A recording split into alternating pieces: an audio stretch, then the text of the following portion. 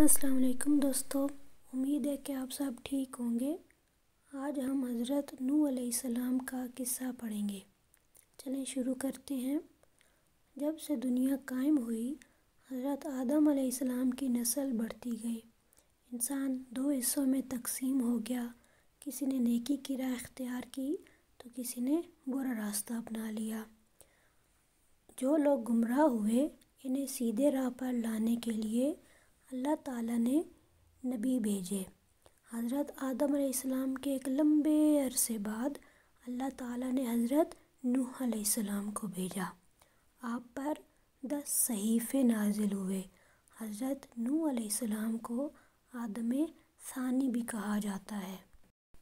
آپ کے زمانے میں ہر طرف گمراہی پھیلی ہوئی تھی، صرف چند ہی لوگ تھے جو نیک تھے، اکثریت گمراہ لوگوں کی تھی۔ آپ نے قوم کو تبلیغ دین شروع کر دی۔ وہ لوگ ہر قسم کی برائیوں میں مبتلا تھے، جھوٹ بولنا، والدین کی نافرمانی کرنا، دوسروں کا مال ہڑپ لینا، قرض، ہر برائی ان میں شامل تھی۔ دوسروں کا مال لے لینا تو جیسے عام سی بات تھی۔ حضرت نوح علیہ السلام نے اپنی قوم کو حق کی دعوت دی، اچھے کام کرنے کا حکم دیتے اور برے کاموں سے روکتے تھے۔ حضرت نوح علیہ السلام کہتے تھے کہ بتوں کی پوجا نہ کرو، صرف ایک اللہ تعالیٰ کی عبادت کرو جو سارے جہاں کا پروردگار ہے۔ آخر کار اللہ تعالیٰ نے حضرت نوح علیہ السلام کو وحی بھیجی کہ اب آپ کی قوم میں سے کوئی ایمان نہیں لائے گا، اس لیے ایک کشتی بنائیں اور ظالموں کے بارے میں کچھ بھی نہ بولیں۔ کہا جاتا ہے کہ کشتی کے سائز کے بارے میں اس کی لمبائی 80 گز یا 600 گز بتائی گئی۔ سب کا اتفاق ہے کہ اس کی اونچائی 30 گز تھی اور یہ کشتی 3 منزلہ تھی۔ اللہ کے حکم کے مطابق آپ نے کشتی تیار کرنا شروع کی۔ اس وقت کشتی کا کوئی تصور نہیں پایا جاتا تھا۔ حضرت نوح علیہ السلام نے دنیا میں سب سے پہلے کشتی تیار کی، اس لیے لوگ آپ کا بہت مذاق اڑاتے تھے۔ ایک نے آپ سے بولا کہ کیا پاگل ہو گئے ہو، یہ کیا کر رہے ہو؟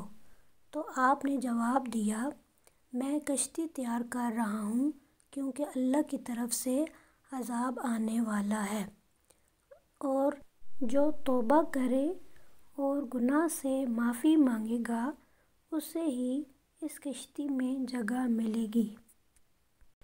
حضرت نوح علیہ السلام نے دعا کی کہ اے اللہ، لوگوں نے میرا کہنا نہیں مانا، کافروں میں سے کسی ایک کو بھی زندہ مت چھوڑنا، کیونکہ اگر ان میں سے کوئی زندہ رہ گیا تو ان کی اولاد بھی کافر ہوگی۔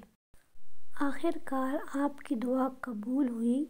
آسمان پر خوفناک سیاہ بادل چھانے لگے۔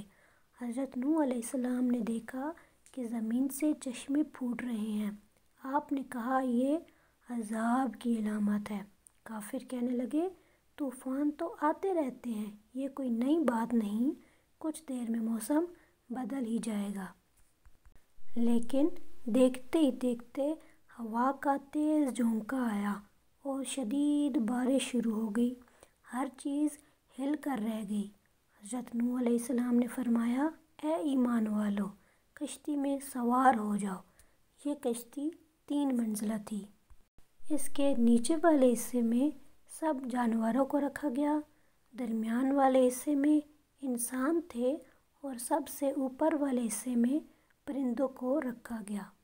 روایات کے مطابق بارش مسلسل 40 دن تک ہوتی رہی۔ 40 دن تک ہوتی رہی۔ جو کچھ زمین پر تھا سب ڈوب گیا۔ کافروں کا کام تمام ہوا، ان کا نام و نشان بھی نہیں رہا۔ جو لوگ حضرت نوح علیہ السلام پر ایمان لائے تھے وہ کشتی میں سوار ہو گئے اور صحیح سلامت بچ گئے۔ تو دوستو، اس سے ہمیں کیا سبق حاصل ہوا کہ جب کوئی ہمیں دین کی طرف بلائے، اچھا راستہ دکھائے تو اس کے ساتھ چلنا چاہیے، ہمیں آپ صلی اللہ علیہ وآلہ وسلم کے راستے پر چلنا چاہیے۔ تو ملتے ہیں نیکسٹ ویڈیو میں، تب تک کے لیے اللہ حافظ۔